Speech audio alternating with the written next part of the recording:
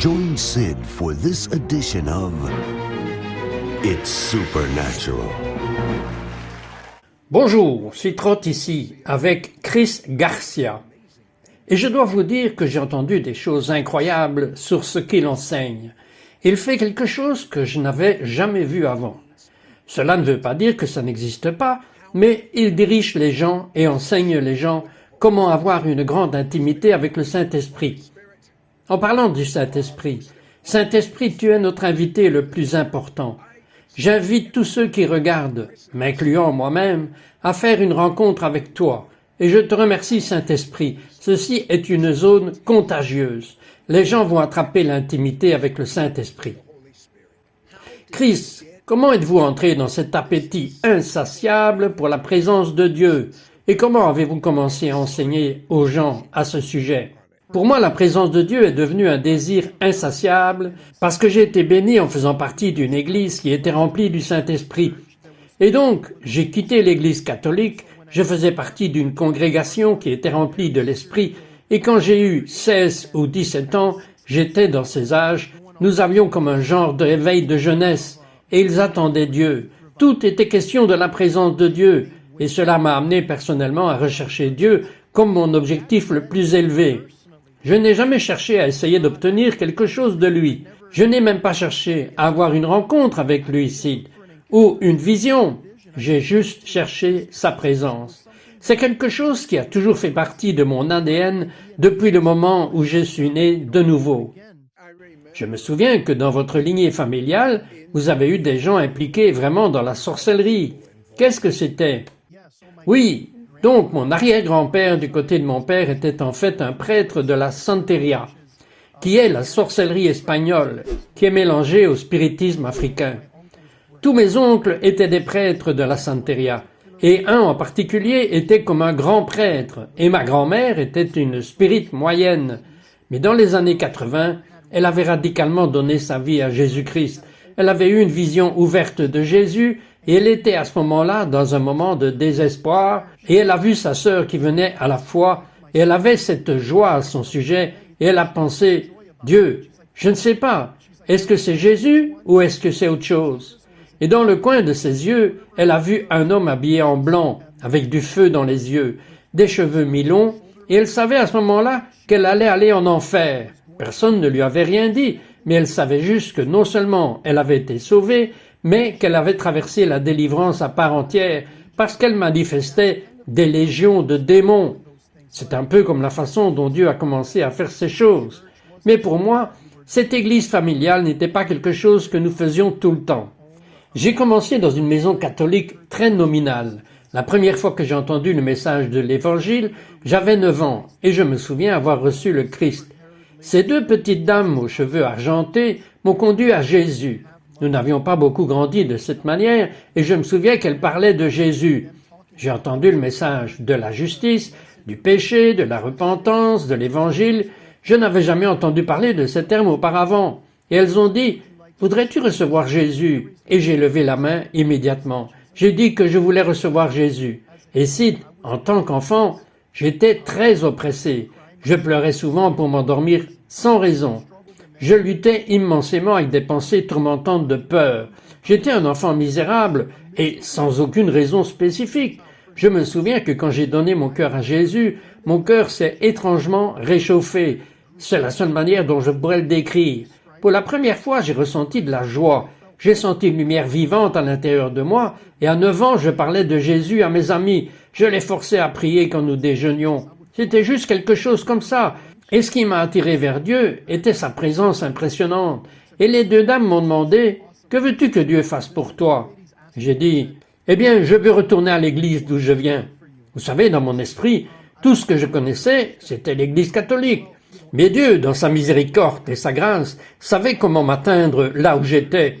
Et donc, 2 semaines plus tard, j'ai commencé à retourner à l'église catholique. Mais voici la chose amusante ici. C'est que le jour où j'ai pris la communion, j'avais l'habitude de communier tout le temps. Et il ne se passait vraiment rien, parce que je n'avais aucune connaissance.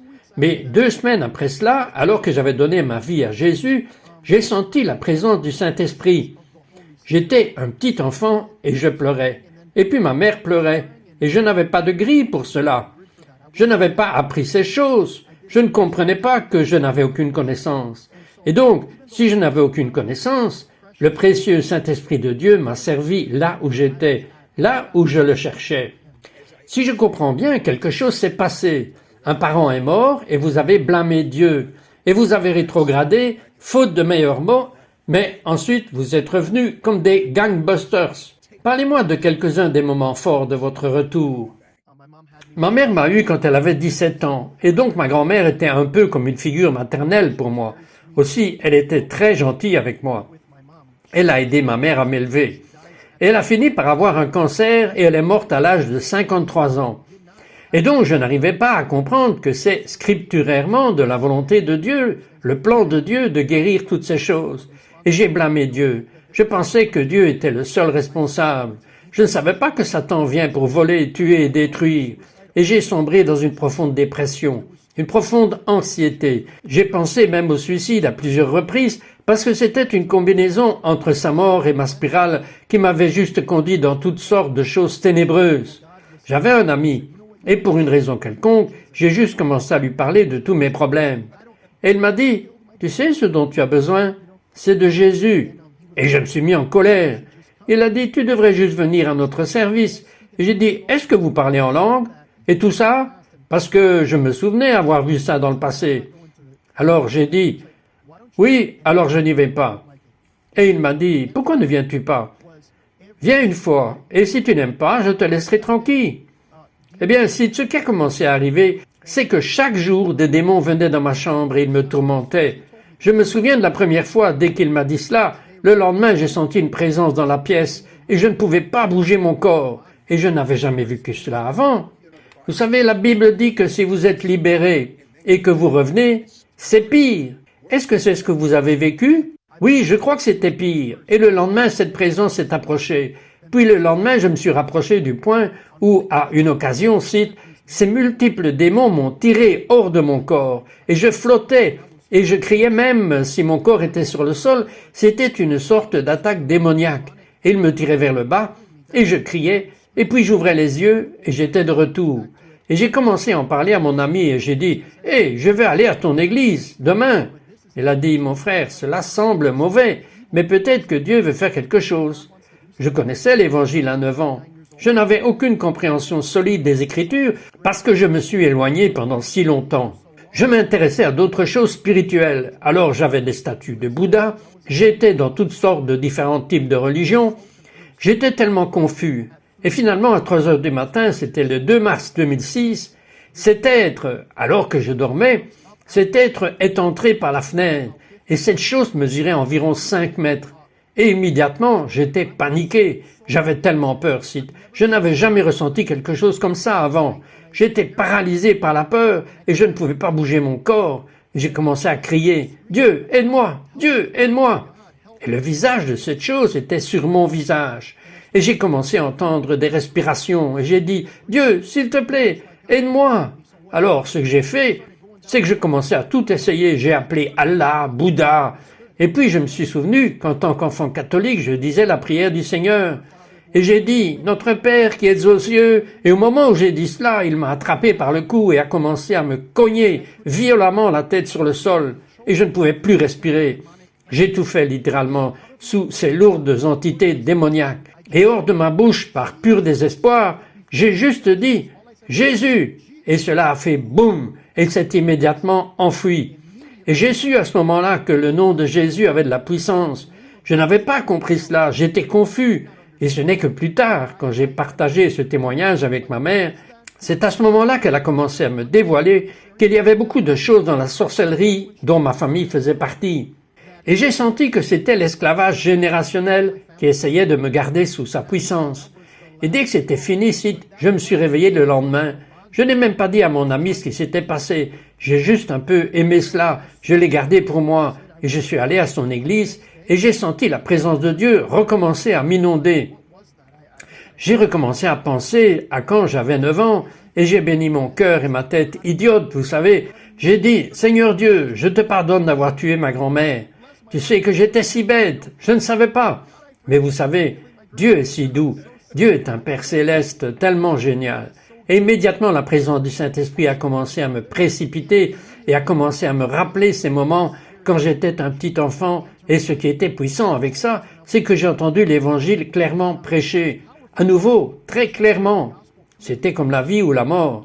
Et je savais que ce n'était pas une peur. C'était comme une chose de révérence, d'honneur. Je savais que si je ne donnais pas ma vie à Jésus, ma vie serait détruite. Je serais dans un lieu de destruction. Et j'ai couru aussi vite que possible vers cet autel, et j'ai reçu Jésus-Christ. Et à l'âge de 16 ans, je savais ce que je faisais cette fois-ci. Je me suis fait baptiser d'eau, et il y avait d'autres choses, d'autres problèmes dans ma propre âme, comme des pensées suicidaires. Et il y avait encore un peu là, mais quand j'ai été baptisé d'eau, ça a été brisé. Et puis cela m'a lancé dans un voyage pour me faire baptiser du Saint-Esprit. Et cela m'a conduit à cette faim insatiable de la présence de Dieu.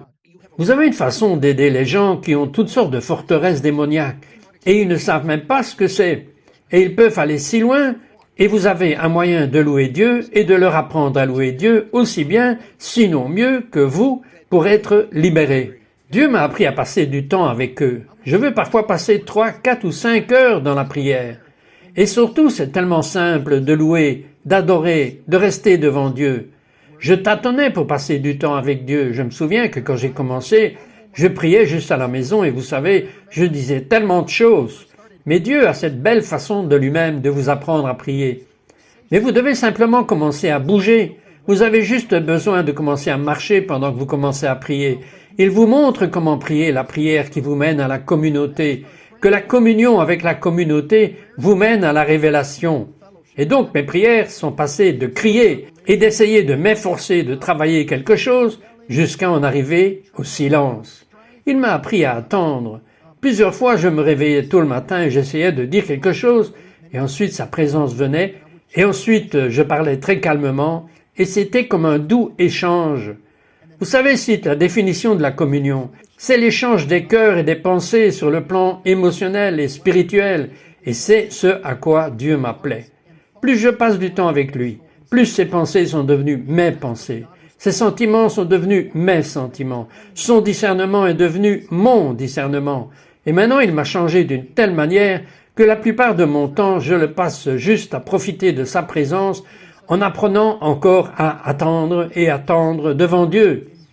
C'est le secret d'une communion plus profonde avec l'Esprit. Les Écritures nous disent, cite dans Ésaïe chapitre 40, verset 31, « Ceux qui s'attendent au Seigneur renouvellent leur force. Ils s'élèveront avec des ailes comme des aigles. Ils marcheront et ne se lasseront pas. Ils courront et ne s'évanouiront pas. » Ésaïe 41, verset 1 débute avec « Ils, faites silence pour m'écouter, que les peuples raniment leur force. » Les Écritures déclarent aussi dans les psaumes que ceux qui s'attendent à lui sont renforcés dans leur cœur. Et je crois que tant de gens ne l'attendent pas. Nous sommes dans la société McDonald's. C'est juste tout en un instant. Comment quelqu'un peut-il attendre devant Dieu? Nous vivons dans un système où tout est instantané, tout est immédiat. Bien, pour être honnête avec vous, c'est ma personnalité, donc je le comprends très bien. Quand j'ai commencé à passer du temps avec Jésus, c'était comme si toutes les 30 secondes j'étais distrait. Toutes les 30 secondes, je pensais à quelque chose. J'étais si profondément avec Dieu, et puis je pensais, j'ai oublié de plier le linge, j'ai oublié ceci ou cela. C'était courant. Ce n'est pas une condamnation si vous êtes constamment distrait, mais si vous continuez à vous y tenir, ces 30 secondes deviendront 2 minutes. Vous commencerez à entraîner votre âme, votre esprit à se soumettre à la prière. L'homme charnel ne peut pas supporter d'être en présence de Dieu. La chair déchue est toujours occupée, voulant toujours faire autre chose. Il faut de l'esprit pour le faire, mais pour que l'esprit fasse cela, vous devez donner à l'esprit votre temps. Et si cela signifie 2 minutes ou 5 minutes, si vous savez, ce n'est pas une question de quantité avec Dieu, c'est une question de qualité. C'est de marcher avec lui et d'être avec lui quotidiennement. Alors que vous lui donnez plus de votre temps, Dieu commence à travailler en vous. C'est l'échange de communion. Croyez-vous que tout le monde ici, qui a eu une rencontre avec Jésus, une expérience avec lui, qui croit qu'il est réel, qu'il est son Messie, son Seigneur et Sauveur, peut avoir la même chose que vous avez? 100%, absolument. Et les résultats que vous obtenez sont phénoménaux. Parlez-moi encore. Juste pour faire écho à ce que vous dites, cite. Pourquoi Dieu nous refuserait-il sa présence, si sa présence est la chose même qui vous conforme à l'image du Christ? Pourquoi nous refuserait-il sa présence alors qu'il veut que nous communions avec lui? Les effets sont clairs pour moi, cela m'a affecté personnellement. J'ai été sauvé lorsque j'avais 16 ans. J'ai 34 ans maintenant, et j'ai une plus grande soif de Jésus maintenant qu'à l'époque.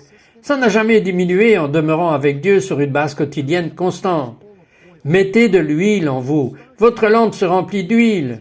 Plus vous passez du temps avec Jésus, plus vous le désirez. La prochaine chose que vous devez savoir, c'est que vos affections, vos désirs vont commencer à changer. C'est l'œuvre de sa grâce. L'Écriture nous dit que Dieu est celui qui est au travail, qui est capable de vouloir et de faire de son bon plaisir en nous. Il est celui qui veut que nous désirions ces choses. Certains des moments les plus profonds que j'ai jamais eus avec Jésus ont duré moins de 10 minutes. Et donc c'est une question de qualité et non de quantité. Et pour moi, la façon dont tout cela a commencé, lorsque je faisais la chaîne YouTube, et j'en avais un peu marre pour être honnête avec vous, et le Saint-Esprit m'a demandé de laisser tomber. J'ai dit, Seigneur, je vais lâcher cette chaîne. Et puis l'Esprit de Dieu m'a parlé, il a dit, et je ne l'oublierai jamais, il a dit, bien, parce que tu me le donnes, je veux être le centre d'attention. Pas toi, Christ. C'est ce qu'il a dit. Il a dit, je veux que ma présence soit le centre de l'attention. Et c'est ce que tu vas faire. Tu vas passer du temps avec moi devant les gens. Je ne veux pas que tu dises un mot. Je veux juste que tu mettes un peu d'adoration. Et je veux juste que tu sois tranquille. Et je veux que tu oublies tout le monde. Et je veux que tu passes juste du temps avec moi dans une adoration silencieuse. Et j'ai dit au Seigneur, Seigneur, qui va regarder cela? C'est si gênant pour moi de ne rien dire. Et il m'a dit ces paroles. Il a dit, parce qu'il y a beaucoup de gens qui ne savent pas comment passer du temps avec moi. Et je vais le démontrer en t'utilisant dans le canal. Dites aux gens comment ils peuvent aller sur votre chaîne en ligne, s'ils le veulent.